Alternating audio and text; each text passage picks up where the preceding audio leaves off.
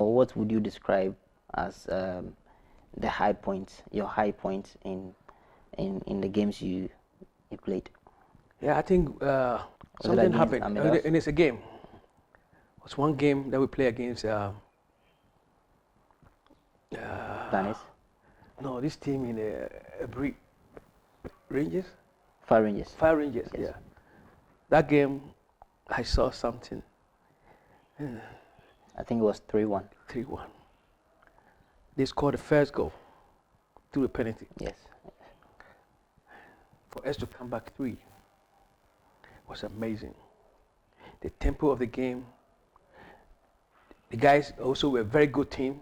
They played very well. Their passes and everything, excellent. They did very well. And for my guys to come back and then tie the game, after tying the game, took it over 2-1, and then they added one more goal. I think we have been 4 goals that day. The referee disallowed one, and that was a clean goal. Yeah. He disallowed one. That day I saw these boys lifting themselves to another level. They proved to me that 1-0 was an accident. They can solve it themselves on the field, and they did it. I was very happy with them, and that gives me more courage, to work harder on them so that we become better and better and better. That was a game that I would say, yeah, we play with a passion. So, how you've been in charge of affairs for close to 5 months, if I'm not wrong. How is life at Vision FC? How are you enjoying life at Vision FC? I think Vision is just like home. I would say it's just like home. We are doing things, making sure that we win the league, and I'm happy with my technical team. All of them are proving, they are tough. All of them are showing their levels of the knowledge in the game. And all of them, their contribution is making the team play the way they are right now. I couldn't do it myself. Yes, even little pep talks that they give the boys, I see them, that they come and then perform on that pep talk they was giving. And it's making the team, stronger and stronger. We are very, very, very close to, winning the league, and we'll not drift away from that. We stick to it. Let's make sure that we get it. So everyone knows that you are one of the most experienced coaches in the country at the moment. You've coached the likes of Mediama, even at the continental stage, Interlice, Tama Youth, obviously, Nania, and even far away Sudan, in Sudan. The Chim United. The list goes on and on and on. How is coaching Vision FC different from the previous clubs you coached? Yeah, I think Vision is just, if I compare, to be just the same as when I was at the Bichim. It was a local first division team that we wanted to bring to Premier. And that's a very long time. Yeah, and the same thing over here too as well. Vision, trying to bring Vision to the Premier side. It's not an easy task for us to do. It's very tough, but we are coping with it. I would say here I just drive about 20-15 minutes. I'm on the pitch. So the distance also helped me out a lot, make me relax more. I was doing the same thing in Tema.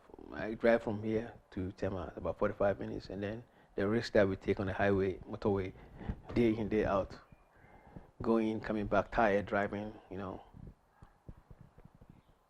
It was the difference was that it was taking a toll on my body as well.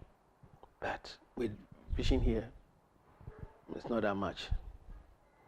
Sometimes I go and come back home. I get home before the dark comes. But I've never come home with the daylight from Tema when we train in the afternoon. So it's better for me in Vision. I'm enjoying myself there.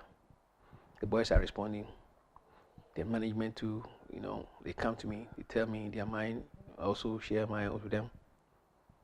And everything is fine. I know personally they love me as a person. And also do that as return. Nobody's giving me a problem there. So I take that place as a home.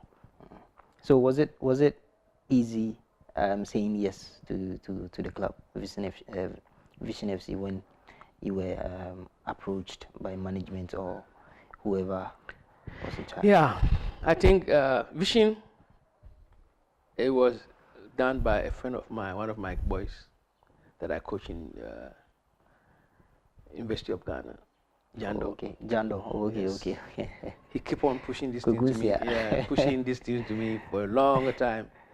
That Kochi, you need to come there, you need to come there, you need to come there. I said one day it will be possible, I'll come.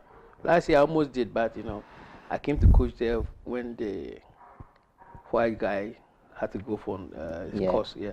So I took over. And then this year it came out that I have to come.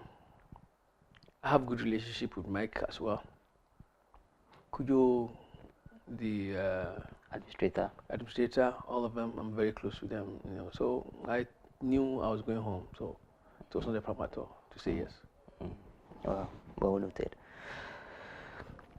Every coach has, coach individually has his or her own kind of philosophy, footballing philosophy. How would you describe yours? Mine is a mix. It's a mix of offensive and then defending as well.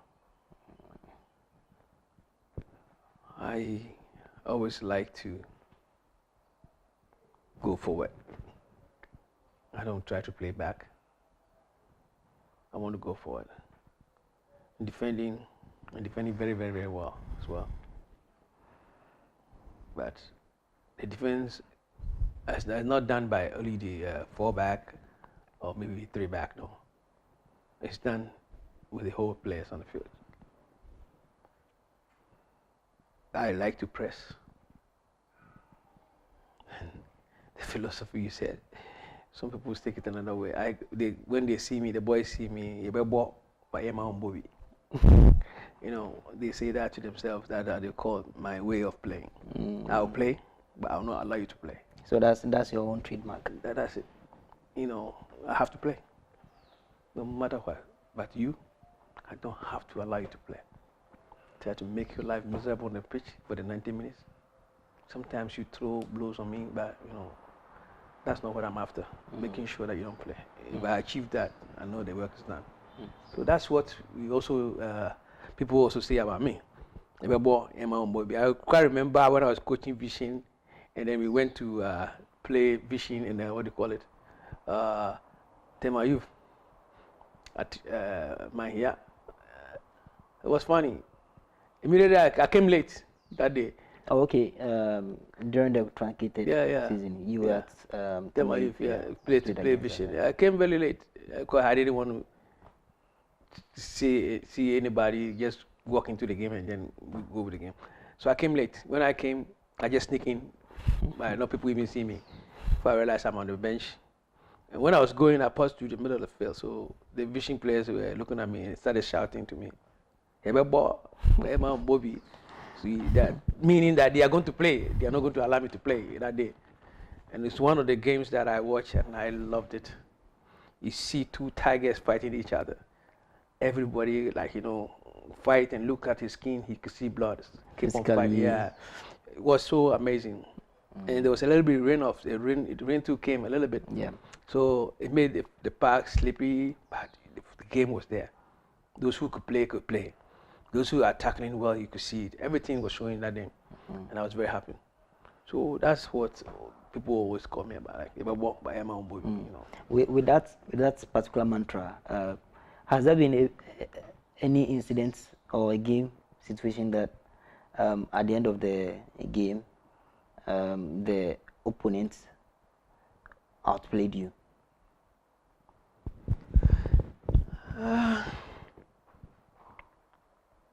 I'll play very, very difficult when you come with that mentality that I'll play, I'll not allow you to play.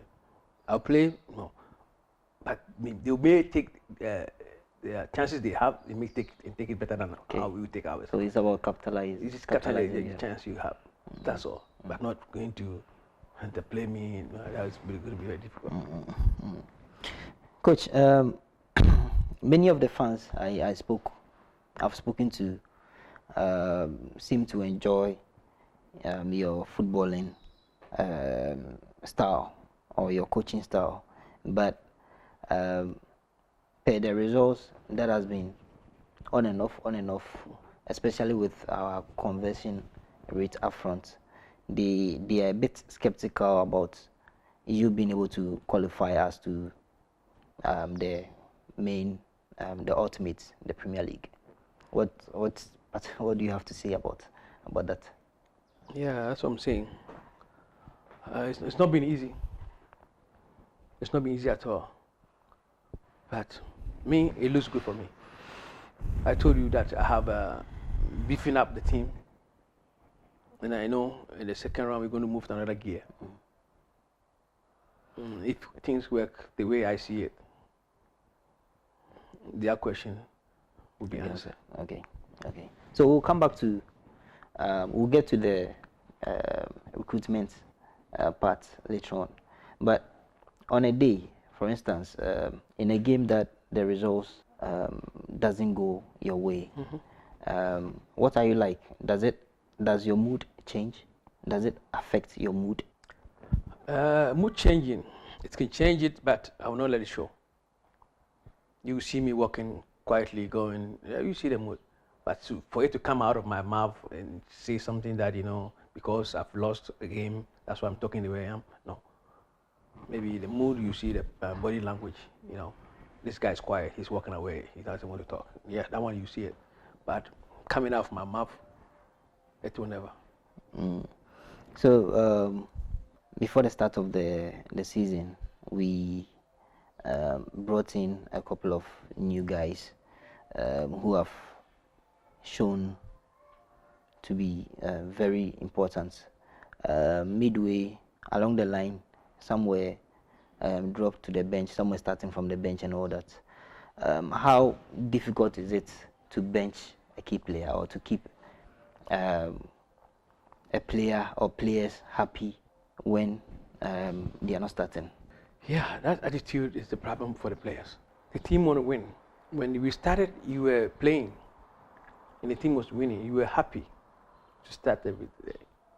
The only thing you have to do as a player to keep your standard. Don't go down.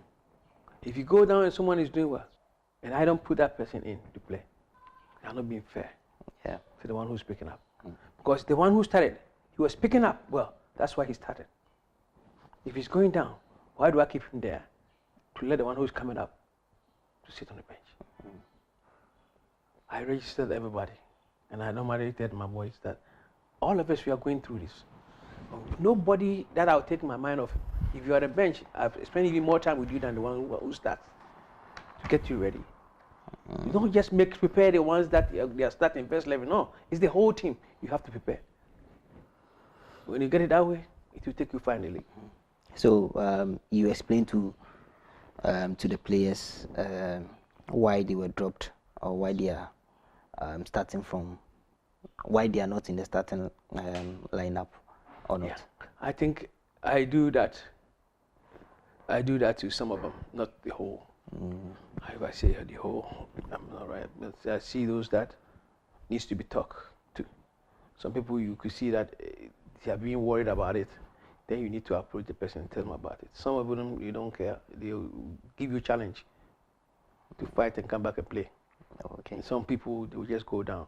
Those are the people I talk to, explain to them so that they can, get better and come back in there again.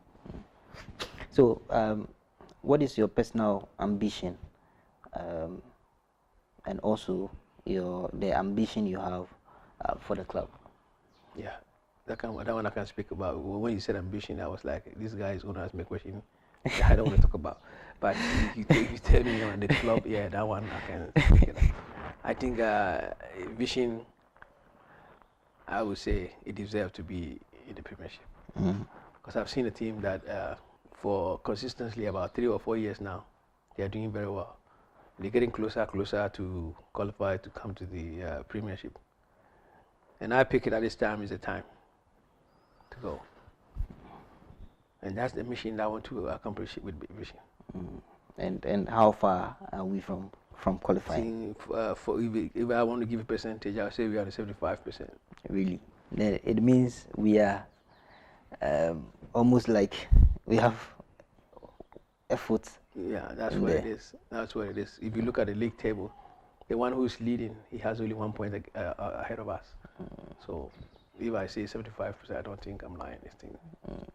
So not to be a pessimist, but what or how do you feel if you are unable to qualify or things don't work as you expect?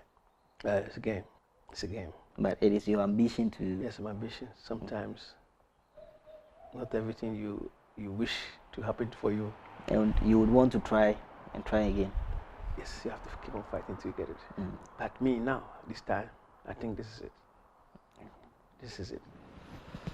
Personally, if you ask me, I'll tell you that I'll put everything in there to make sure that we win. And if it doesn't go well, I'll tell myself I did my best. That's why I want my best to be seen. Okay, so Amahia per se doesn't pull a lot of people in terms of spectatorship, but the few ones that troop to the venue to watch us, how do you feel the atmosphere on a match day? As a coach? Sometimes I feel like some of the openings that we play even get more fans than us. Like Accra Lions, like. Yeah, they come in their numbers and they outnumber us, you know. And sometimes even they have they dictate to the referee. Even in our home ground. It's like that. They dictate to the referee. They scream at the referee whistles, you know. And I'm not worried about that. That's why I want to take this team to the Premiership. So that even at all, if we are not playing them here, and we go to play in Kumasi against Kota, we go to play a class against House of Work, then my people will see how the fans, you know, ride behind their clubs, you know, to make them win. Now, talking about your relationship with the players, if they will really be honest with me when I have a conversation or chat with them, what would be their opinion on you? How do you see me? Yes. Or how do is that how they see you? I see, okay. And how they. I think I can say that most of them see me as a father figure to them, and they listen also to me a lot, and I create that atmosphere for them. That if they feel there's something hard that they cannot talk to me, they should feel free and tell my assistant coaches. So sometimes they go to the assistant coaches and I hear it, and then we deal with it. We'll deal with it by not me coming out talking about the issue, but the issue has been solved. I prefer it that way. Then the kid will feel that yeah, the thing that I said has been solved, and he also be proud that at least he also contributed to it, you know. So that's how it is.